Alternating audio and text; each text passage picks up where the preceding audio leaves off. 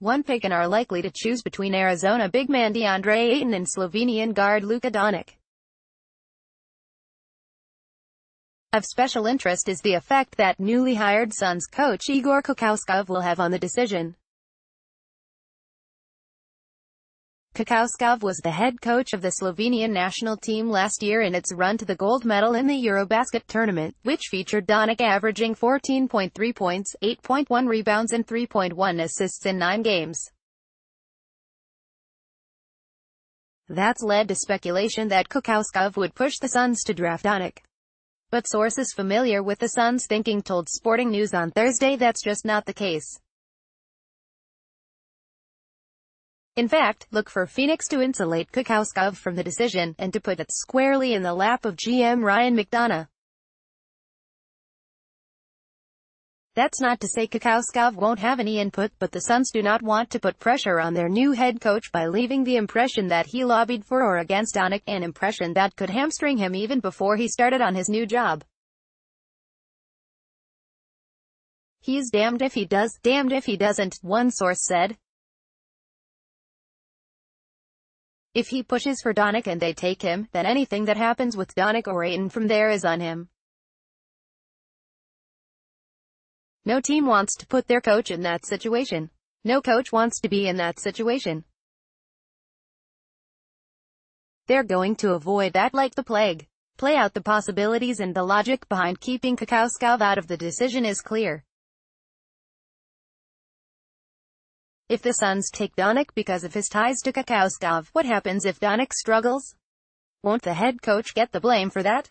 And if Kokoskov allows Doncic to play through potential struggles, won't the view be that he is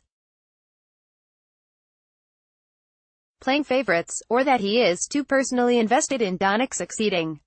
If there's the perception that Kokoskov pressed the team to take Doncic, and Ayton is a more immediate impact rookie, the pressure on the coach will be amped up. Again, McDonough might decide that Doncic is the right fit for the Suns. He could still go number 1 over Ayton.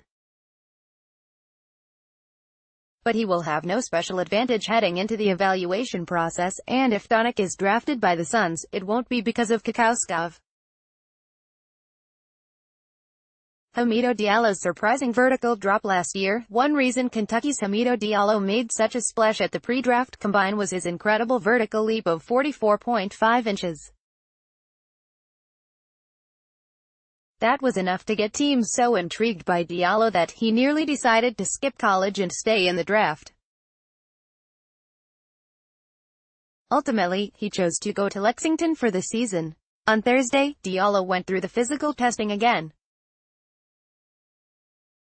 He grew an inch to 6'6", but that vertical that drew so much attention a year ago, it came in at 40.5 inches this time.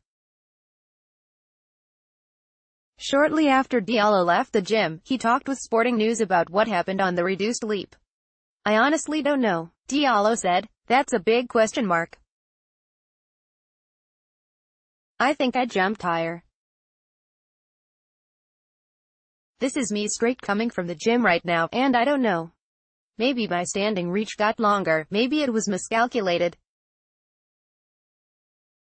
It felt good when I jumped. But it is what it is.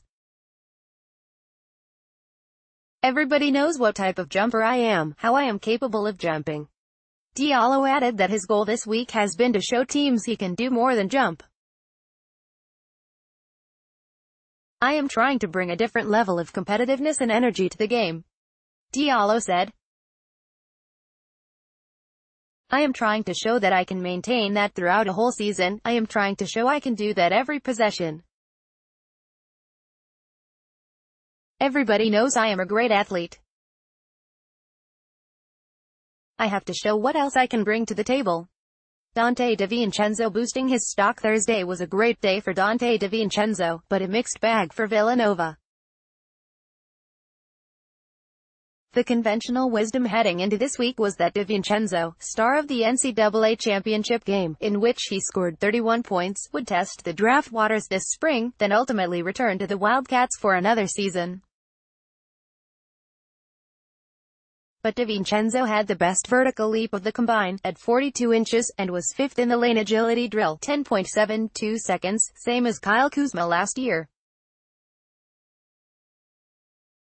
He was also 9th in the three-quarter sprint, at 3.11 seconds. On the other end of the spectrum was Wildcat freshman big man Omari Spellman, considered to be a better shot at a first-round pick than DiVincenzo. Spellman came in with 13.75% body fat, second most at the combine. NBA types know they'll need to improve Spellman's conditioning, but still, that number was disappointing.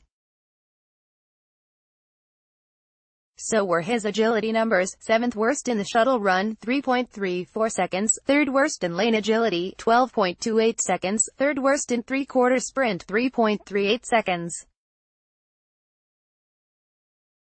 Again, scouts knew Spellman would need some physical work, and his strength is his ability as a stretch four, not as an interior athlete. But by the end of Thursday, it appeared that DiVincenzo would be the more likely to remain in the draft and be a first-round pick.